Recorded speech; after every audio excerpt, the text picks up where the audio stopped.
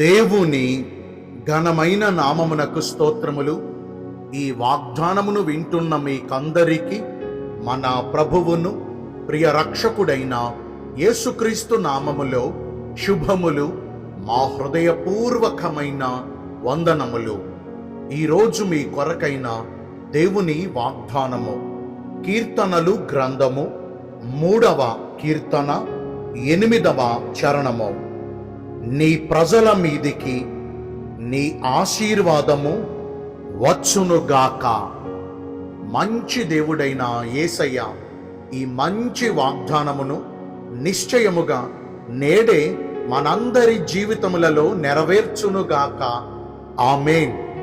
ఈ వాగ్దానాన్ని వింటున్న ప్రియ దైవ జనాంగమా, సైన్యములకు అధిపతి అయిన యెహోవా దేవుడు మన చుట్టూ ఉన్నటువంటి ఈ ప్రతికూల పరిస్థితులలో నుండి, గతించిన కాలములో మనము అనుభవించిన శాపగ్రస్తమైన జీవితములో నుండి, మన ఇరుకులలో నుండి, మన ఇబ్బందులలో నుండి, మన ప్రతి వేదన పూరితమైన జీవితములలో నుండి ఆయన మన పక్షముగా వ్యాజ్యమాడుతూ మనందరినీ విమోచించుచు, ఆయన రక్షణ ప్రణాళిక చెప్పున మనందరినీ నడిపించుచు, మనందరి మీదకి తన ఆశీర్వాదమును కురిపించగలిగిన సమర్థుడు.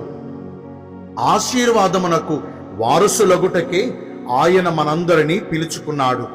మరి ఈ రోజున ఆయన ఆశీర్వాదమును అనుభవిస్తూ ఆశీర్వాదకరమైన జీవితమును మనము పొందుకోవాలంటే మనము చేయవలసిందేంటి?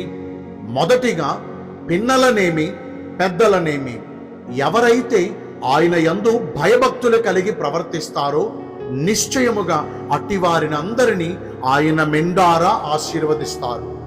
ఈ వాగ్దానాన్ని వింటున్న ప్రియ దైవ జనాంగమా, దేవునిని సేవిస్తున్నాం, దేవునిని ప్రేమిస్తున్నాం, దేవునిని ఆరాధిస్తున్నాం, ఆయనను పూజిస్తున్నాం కూడా.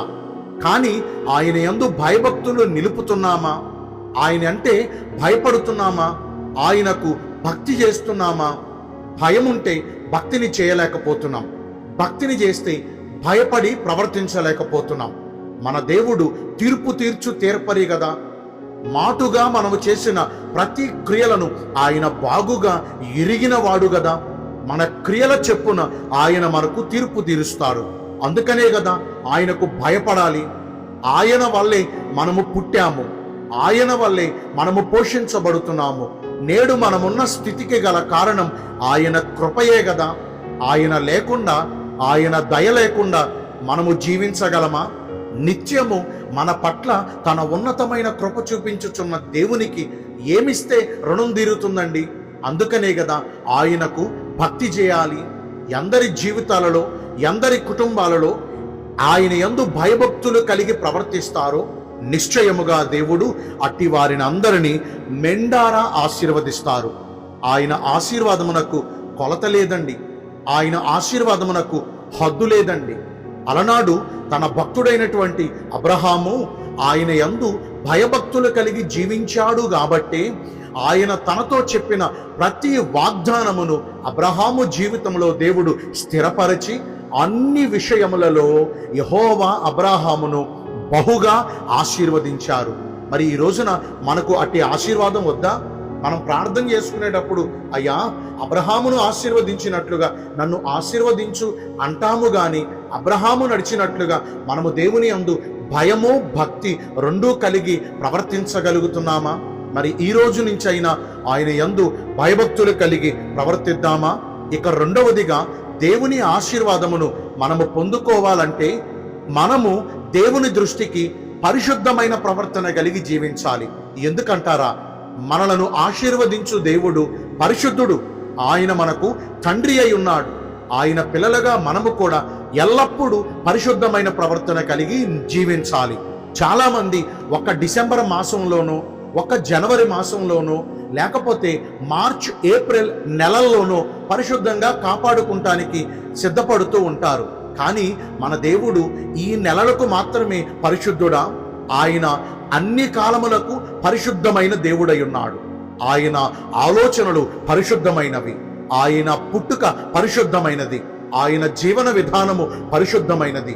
మరి దేవునికి పిల్లలము అని చెప్పుకుంటున్నాం కదా, మరి దేవుని యందు భయభక్తులు కలిగి, అలాగే దేవుని యందు పరిశుద్ధమైన ప్రవర్తన కలిగి జీవించగలుగుతున్నామా? ప్రియ దైవ జనాంగమా, దేవుని ఆశీర్వాదం ఎంతో పరిశుద్ధమైనది.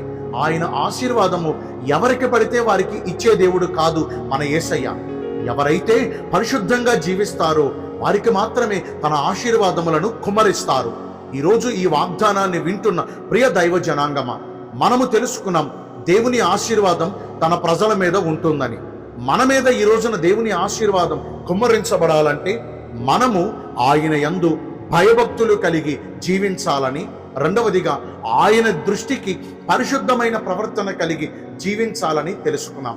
మరి ఈ రోజు నుంచి అయినా మన ప్రవర్తనను స్థిరపరచుకుని ఎల్లకాలము ఈ వాగ్దాన ప్రకారం నడుచుకుందామా? దేవుడు ఈ కొద్ది మాటలు మనందరి జీవితములలో నెరవేర్చునుగాక. ఆమేన్. మీ అందరి కొరకు చిన్న ప్రార్థన చేస్తానండి. పరిశుద్ధుడా, ప్రేమ కలిగిన యేసురాజా, మీ కృపగల ఘనమైన నామమును బట్టి నిండు మనసుతో కోట్ల కొలదిగా మీకు మా కృతజ్ఞత స్తుతులు స్తోత్రములు వందనాలు చెల్లిస్తున్నాము. నీ ప్రజల మీదకి నీ ఆశీర్వాదమును కుమ్మరిస్తానని ఈరోజు వాగ్దానము ద్వారా సెలవిచ్చావు. నీ అందు భయభక్తులు కలిగి ప్రవర్తిస్తూ, నీ దృష్టికి పరిశుద్ధమైన ప్రవర్తన కలిగి జీవిస్తూ ఈ వాగ్దాన ఫలమును పొందుకునే కృపను నేడు మాకందరికీ దయచేయండి. ఈ రోజున ఎందరైతే పుట్టిన రోజులను, వివాహ దినములను, ఇతరమైన శుభకార్యములను జరిగించుకుంటున్నారో వారందరికీ మెండైన దీవెనలు కుమ్మరించమని, మీ రాకడ కొరకు మమ్మను సిద్ధపరచమని యేసుక్రీస్తు ప్రశస్త నామమున ప్రార్థించి వేడుకొనుచున్నాను మా ప్రియ పరలోకపు తండ్రి. Amen. May God bless you all. Thank you.